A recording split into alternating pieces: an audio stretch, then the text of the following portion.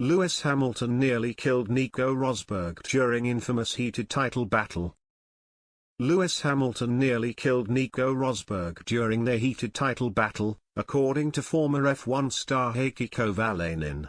The Finn raced alongside the seven-time champion at McLaren in 2008 and 2009, and watched his teammate win his maiden world title in dramatic circumstances. The 40-year-old offered an insight into how difficult it is to race alongside the relentless Hamilton, and found it difficult to match his abilities. The rally team ttle driver told TalkSport, "Occasionally I could match him, but over the full season I had to stretch every session to match him. You can only do so much stretching and then you run out of energy, and that was the case with me. I didn't have enough margin in my capacity to do the times and the races that he did, so it was not easy. His level of performance is so high that even for super talents like Max it requires a lot of effort, a lot of focus, a lot of energy, so it's not going to be easy. Not everyone can handle that, it's as simple as that.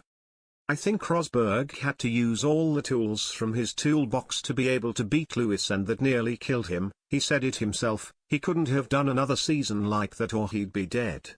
So far Hamilton has outdone every teammate he has had throughout his illustrious career, and in 2020, he equaled the record of 7 F1 world titles, a truly phenomenal achievement.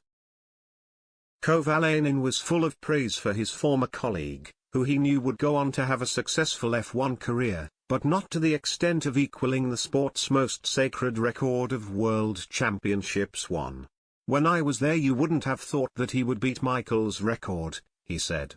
"But even then everyone knew that he was very good. He was super talented and dedicated in all kinds of ways that you can measure. He's right at the top.